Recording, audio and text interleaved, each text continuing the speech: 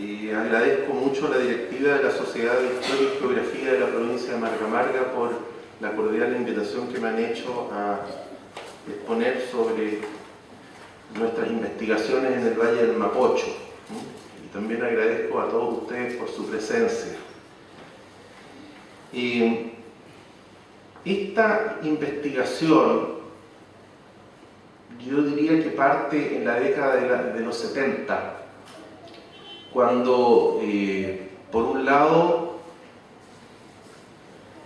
propusimos en un artículo que la presencia incaica en el Valle del Mapocho era muy fuerte. Esa postura, ese enfoque, esa opinión fue rebatida 2 años después por un historiador, Osvaldo Silva, que dijo todo lo contrario, que la presencia incaica en el Valle del Mapocho era muy débil, tenue, incompleta y tardía. Nuestro trabajo había sido eminentemente arqueológico y el estudio de don Osvaldo Silva era eminentemente histórico. Y entonces quedó flotando en el aire una especie de divergencia absoluta entre las investigaciones arqueológicas e históricas. Y eso se mantuvo por los próximos 25 o 30 años, que yo diría que los estudios de la ocupación incaica en el Valle del Mapocho y Maipo no avanzaron nada, quedaron estancadas. De hecho, yo creo que primó la opinión del historiador Osvaldo Silva, primó. Y hasta ahí llegó la investigación, hasta que en el año 2011 un historiador joven que se llama Gonzalo Sotomayor, con el cual yo había estado trabajando bastante haciendo esta historia del Valle de Aconcagua. Después se me perdió por varios años. Entre paréntesis, nuestras investigaciones del Valle de la Aconcagua permanecen hasta el día de hoy inéditas, nunca las publicamos, tenemos muy buena información. Y él llegó a mi oficina a visitarme y me dijo: Rubén,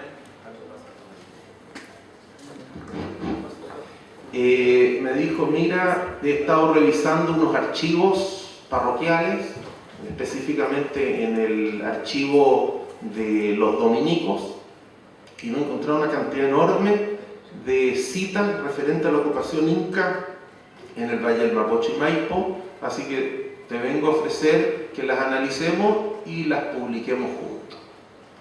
Entonces le dije, bueno, déjame primero ver de qué se trata la información que traes, y la encontré sumamente rica, novedosa, valiosa. Entonces yo le dije, mira, te propongo algo, sometamos a contrastación, pongamos a prueba esa hipótesis de la década del 70 y veamos definitivamente si la presencia inca en el Valle del Mapocho fue débil o fue fuerte.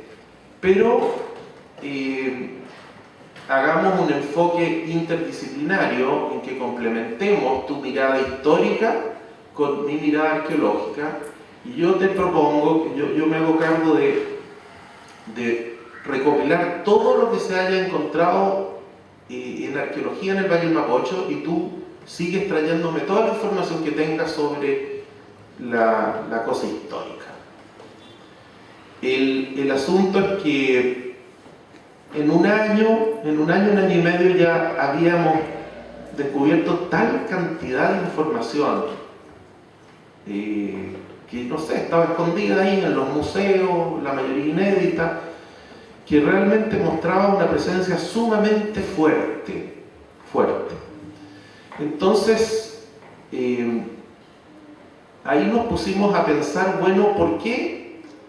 ¿Cómo se puede explicar una presencia tan fuerte en un valle pequeño como el Mapocho, siendo que, por ejemplo, hay valles mucho más grandes? El mismo Valle Aconcagua es mucho más grande que el Valle del Mapocho. El Valle del Maipo o del Cachapoal también son muy grandes. Entonces, ¿qué puede haber existido en el Valle del Mapocho que justificara una ocupación incaica tan fuerte. Y entonces hemos estado manejando dos ideas fuerzas que se las voy a plantear en este momento. Ahora, les anticipo que todo lo que esté pasando en el Valle del Mapocho tiene directa relación con todo lo que pasó en Chile Central. De tal manera de que van a ustedes, a medida que vayamos hablando de este tema, y empezar a entender qué relaciones pudo haber entre Mapocho y, por ejemplo, la zona donde estamos ahora, de Quilpué y alrededor. Quiero aquí hacer un paréntesis antes de darle las dos ideas fuerzas que nos están en este momento como guiando. Paralelamente a nuestros estudios, había otra persona que estaba haciendo estudios en el Valle del Mapocho y específicamente en la Plaza de Armas, que está aquí presente, que es don Alexis López, con el cual no nos conocíamos hasta el año 2012, que cuando publicamos el trabajo Mapocho Incaico, él se contactó con nosotros y dijo: hemos estado haciendo investigaciones paralelas y más o menos que apuntan en la misma línea. Ahora, la mirada de él es arqueoastronómica, ¿no? Él trabaja mucho en la arqueoastronomía, y otra mirada que es complementaria porque nosotros no la abordamos. O sea, la mirada de él no la sabemos hacer nosotros, ¿no? Entonces, es muy complementaria la información que Alexis López ha proporcionado y ya la tiene publicada. Y paralelamente también debo mencionar a otros dos arqueoastrónomos que trabajan en el Valle del Mapocho y que se llaman Ricardo Moyano y Patricio Bustamante, que han hecho investigaciones arqueoastronómicas también. Yo creo que en muchos se complementan lo que ha descubierto Alexis López. Bueno, dicho eso, voy a las dos ideas fuerzas. La primera idea fuerza, que la encuentro muy original, la dio el historiador Armando de Ramón, que escribió la historia de Santiago. Y cuando se refiere al periodo incaico, dice lo siguiente: que el Valle del Mapocho es la cabecera del llano longitudinal. Es como la puerta de entrada y salida del llano longitudinal, que empieza justamente en el Valle del Mapocho y se extiende hasta Puerto Montt. Son 1000 kilómetros de tierras fértiles, muy habitadas en esa época, y hasta ahora muy habitadas por la fertilidad, y que tiene solo una interrupción, que es la angostura de Paine, el cordón de Angostura, pero de ahí para allá no hay ninguna otra interrupción. Entonces, el Estado inca, que siempre controlaba los grandes valles a partir de sus cabeceras, por ejemplo, los que estudian el norte de Chile,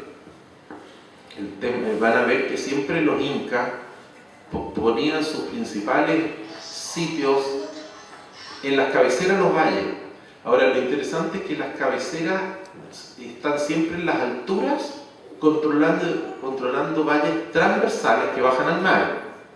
Con el Mapocho ocurre algo muy distinto: no está en ninguna altura y controla un gran valle o llano longitudinal que va norte a sur. Entonces la lógica es un poquito distinta, pero es muy buena esa idea de don Armando Ramón. O sea, si algún estado quería controlar el valle del llano longitudinal, no tenía un punto mejor para ubicarse que el Valle del Mapocho.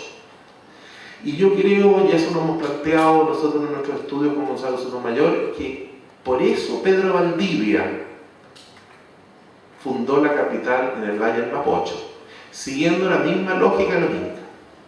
Él, estando en Perú, tenía información muy buena de que aquí había una ocupación incaica importante y sabía de que el camino del Inca llegaba hasta aquí, hasta el Valle del Mapocho. Por lo menos el Capañán, el camino principal. Y por lo tanto, nosotros creemos, tenemos algunas citas que nos apoyan un poco la idea, ya sabía antes de partir de Perú que venía a poblar un pueblo como el Cusco a orillas del río Mapocho. ¿Y por qué? Justamente porque sabía que esa era la cabezada, digamos la puerta de entrada y salida de las tierras del sur, que tenían una densidad poblacional muy alta. Entonces, como andaban buscando mano de obra, la mano de obra significaba riqueza. El que podía controlar más gente era más millonario. Y no había ninguna otra parte, porque todos los valles hacia el norte de Santiago, hacia el norte de Chile, incluso en Perú, son valles de poca población, un poco secos, o en Perú mismo muy montañosos. Entonces no había mucha densidad poblacional. En cambio, en este fértil llano longitudinal había mucha población. No se sabe bien cuántos eran, pero por lo menos eran 1 millón. Y tener mano de obra de 1 millón de personas podía significar mucha riqueza. Bueno, ellos la transformaban en oro, hacían trabajar a esa población sacando oro, y la riqueza entonces venía por el oro. Entonces esa es la primera idea fuerza que ha guiado nuestra investigación. Es la importancia del Valle del Mapocho, la importancia como que estratégica. Y la otra idea fuerza que es nuestra, más bien es mía, es la siguiente. Aquí, digamos, seguramente no sabemos cuándo llegan los incas, no sabemos. Pero es posible que hayan llegado antes de 1532. Entonces habría un periodo anterior a 1532, que sería el periodo inca prehispano. Pero en 1532 llegan los españoles a Perú y conquistan el Tahuantinsuyo. Más o menos ustedes ya tienen noticias del descalabro que produjeron los españoles en Perú, cómo también sometieron a la población local, y por lo tanto es una hipótesis. Nosotros creemos que se produce una migración de gente, de indígenas, de distintos grupos, hacia Chile central, en busca de seguridad, gente que está huyendo de los españoles, gente que no quiere caer en el dominio español, huye en esta zona. Entonces se produce una llegada de mucha gente entre 1532 y 1540, que llegó Pedro Valdivia. Son 8 años, pero donde llegó mucha gente al Valle del Mapocho. Y hay una idea adicional que, de hipótesis. El Valle del Mapocho, y quizás todo Chile central, siguió funcionando, todavía no llegaron los españoles, así que siguió funcionando como en el Tahuantinsuyo, pese a que más al norte el Tahuantinsuyo había dejado de existir, porque lo liquidaron los españoles. Sin embargo, creemos que aquí siguió funcionando, siguió todo funcionando como si aquí no hubiera pasado nada. Esa es una hipótesis. Por lo tanto, tenemos un periodo incaico prehispánico, un periodo incaico protohistórico, y uso la palabra protohistórico porque allá hay españoles cerca, pero no aquí. Entre paréntesis, entre esta gente que huía de los españoles hacia Chile central, llegó un español, que es un español que era castigado, que el famoso Diego Calvo de Barrientos, que le cortaron las orejas y la nariz. Entonces tenía como pareja una ñusta, una princesa incaica, y le dijo: ¿sabes? Llévame a un lugar donde no haya españoles. Y entonces se vino con su ñusta aquí al Valle de la Aconcagua. Así que en esta migración de gente llegó el primer español al Valle de la Aconcagua antes que Diego Almagro. Y está el tercer momento, que es el momento del Inca histórico. ¿Qué significa esto? Que nosotros pensamos que cuando llega Pedro Valdivia al Valle del Mapocho, le interesó mucho mantener funcionando el Tahuantinsuyo de acá. Esto era como una ciudad perdida de los incas. Es una ciudad perdida de los incas. Esa imagen es parte de esta hipótesis, ¿ah? Y por supuesto que Pedro Valdivia llegó con muy poca gente y necesitaba recursos, y ya vamos a mostrar en algunas diapositivas cómo el valle está absolutamente cultivado con maíz, con tremendas obras de canalización tremendas. O sea, ya vamos a mostrar, tenemos información documental de canales de 33 kilómetros de extensión hechos a mano, y que deben haber regado muchas hectáreas de maizal. ¿Y por qué tanto? Bueno, porque llegó mucha gente, y obviamente que Pedro Valdivia no quería que eso se destruyera. Y pasa algo genial, que hasta ahora ningún historiador lo había, digamos,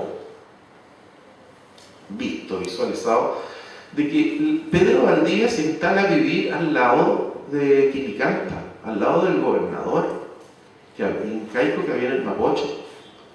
Viven juntos desde que llega Pedro Valdivia hasta el 11 de septiembre de 1541, cuando ocurre un hecho, una catástrofe, que hubo una sublevación general indígena, y que ellos tenían información que la mitad de los españoles se había ido al Valle del Cachapoal, y que Pedro Valdivia se había ido con la mitad de los españoles del Valle del Cachapoal. Entonces encontraron que quedaban solo 70 españoles ahí, y eligieron ese momento para atacar, incendiaron Santiago, y realmente, por un milagro, se salvó Santiago, pero quemaron todas las casas.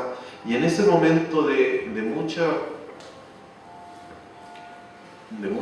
no sé, angustia, terror, Inés de Suárez, que era la única mujer española que había ahí, bueno, habían encerrado a los caciques principales, y al señor Quilicanta, que era el gobernador principal, lo habían encerrado ahí.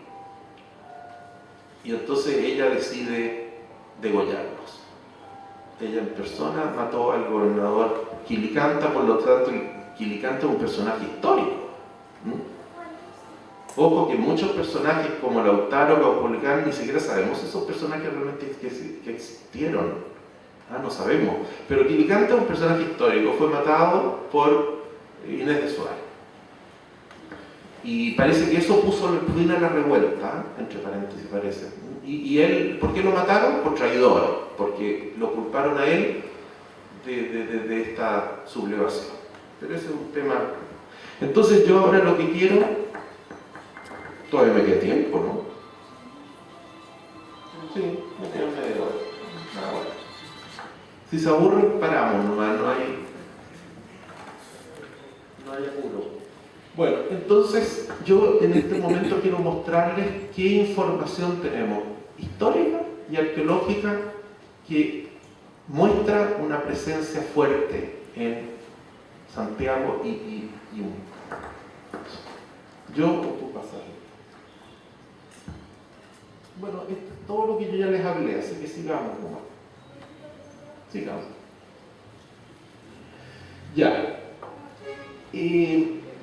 Hay una idea que surge ya en la década de los 70 de que si había un gobernador incaico, un gobernador orejón de la Casa Real del Cusco, que era una cosa muy inhabitual, yo les digo, en el resto de Chile, en el resto de Argentina, no habían gobernadores, habían gobernadores locales. Gente local, un curaca muy aliado al Tahuantinsuyo, se lo nombraba gobernador, pero que viniera del Perú, 3.500 kilómetros, una persona de la Panaca Real y estuviera de gobernador, es muy inusual, y curiosamente el Valle de Mapocho había. No es habitual, no es habitual. Entonces, nosotros ya habíamos postulado que si había un gobernador tan importante, tenía que haber un centro administrativo donde él administrara y gobernara. Entonces habíamos planteado que debía existir un centro administrativo, pero en el Valle del Mapocho, pero no sabíamos dónde estaba. Y una primera pista sobre dónde podía estar ese centro administrativo surgió de una cita de las actas del Cabildo de Santiago. Ahí te voy a pedir prestado esto. En las actas del Cabildo de Santiago, 10 de junio de 1541, el Cabildo pide que los españoles se junten en un tambo, junten todo el pueblo y común, o sea, citan a todo el mundo en un tambo grande que está junto a la plaza de esta ciudad. O sea, esa información es muy interesante. O sea, el acta de Cabildo dice que junto a la plaza de esta ciudad, o sea, la plaza de armas, hay un tambo grande. Ahora, este tambo grande es un edificio que lo podrían haber construido incluso los españoles. O sea, no necesariamente a través de esta cita hay que inferir que era incaico. No es suficiente, solo está diciendo que hay un tambo grande. Sin embargo, Luis Taller Ojeda, que es un historiador muy meticuloso, que hace un estudio de la propiedad española en la ciudad de Santiago desde sus inicios, y va diciendo dónde vivían los españoles solar por solar, y fue obsesivo. Él dice: yo en mi investigación hago todo el tema, o sea, simplemente yo en mi investigación descubrí el lugar donde habitaban todos los españoles, en el solar 1, tal persona, en el solar 2. Entonces él dice que hacia 1544 sus moradores de la ciudad de Santiago aún no habían hecho casas más que hasta 6, y vivían los españoles en casas muy pequeñas.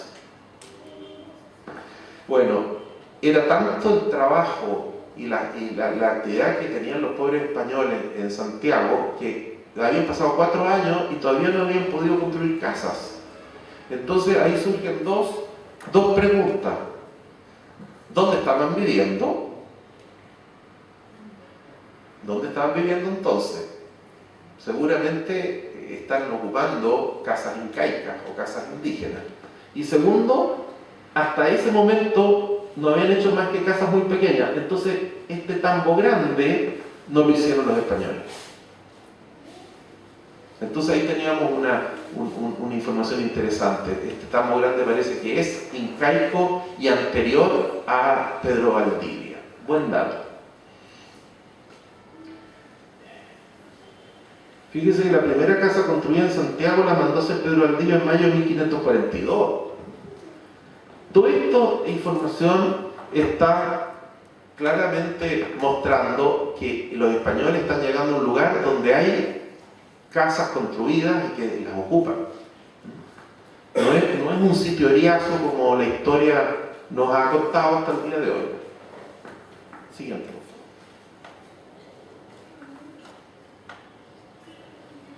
Ahora, este es un dato de la mayor importancia que trajo Gonzalo Sotomayor el año 2011.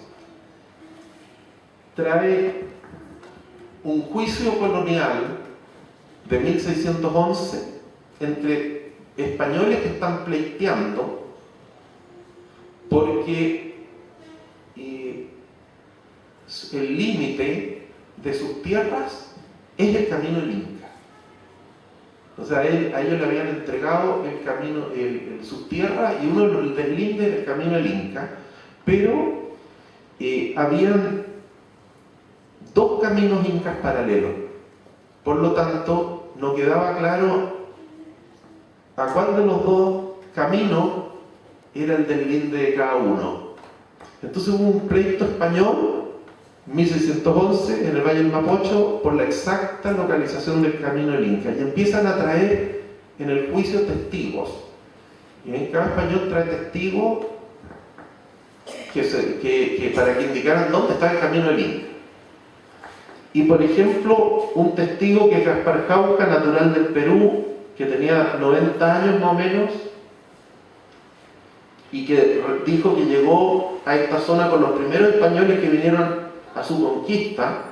O sea, él entró con los primeros españoles y él menciona que el camino que llaman de Chille, que es el camino del Inca, es yendo desde las casas de doña Isabel de Cáceres, donde están los paredones viejos de la casa del Inca, hacia el norte. Él hace partir la descripción que da, que es bastante larga, del camino del Inca, la hace partir de los paredones viejos de las casas del Inca. Ahora, ¿quién es el Inca para un natural de Perú del siglo XVI? Inca es el rey. ¿Es el rey o es un miembro de la familia real? Por lo tanto, cuando él está mencionando que hay paredones viejos de la casa del Inca, seguramente él hablaba solo quechua, ninguna palabra español, hubo que traducirlo. Seguramente se está refiriendo a la casa donde habitaba Titicaca, y que él la alcanzó a ver, y que es más, dice en el juicio que en 1611 esos paredones aún se pueden ver, basta ir a la casa de Isabel de Cáceres. Entonces el próximo trabajo que tuvimos que hacer con Gonzalo es de ver dónde vivía Isabel de Cáceres.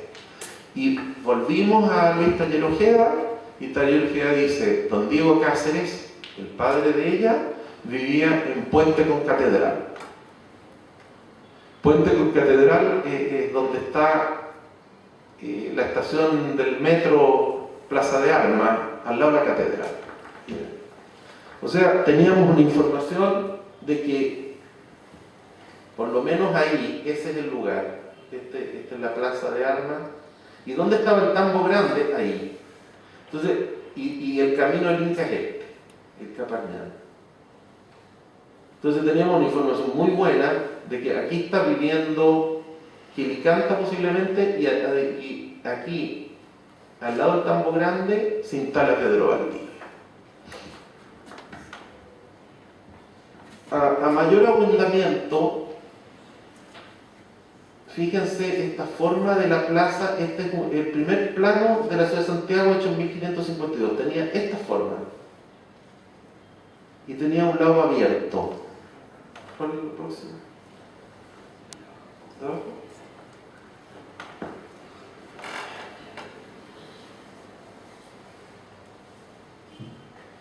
Bueno, aquí está mostrando más o menos lo mismo que les mencioné recién. Veamos la siguiente. Esta es bastante interesante porque aquí está marcado el Capañán, como llega a la Plaza de Armas. En color rojo están los paredones viejos de la casa del Inca, el tambo grande está en la Plaza Mayor. Eso es la información etnohistórica dura que tenemos. Y todos los puntitos verdes son sitios arqueológicos, lugares de hallazgo de cerámica inca. Aquí estamos mostrando cerámica que encontraba en la Plaza de Armas, donde predominan los hallazgos debajo de la Catedral Metropolitana. En la Catedral Metropolitana, por distintas circunstancias, se han hecho excavaciones supervisadas por arqueólogos en distintos lugares, y en todas las excavaciones que han hecho los arqueólogos ha aparecido cerámica incaica. Entonces, si uno analiza dónde se ubicaban las referencias históricas y arqueológicas, claro que ahí también hay un sitio incaico, aquí también, pero pensando en eso, y uno volvemos, bueno, imagínense en la foto anterior, van a ver que existe una coincidencia casi del 100% entre el primer plano de la ciudad de Santiago de 1552 y toda la información etnohistórica y arqueológica que existe.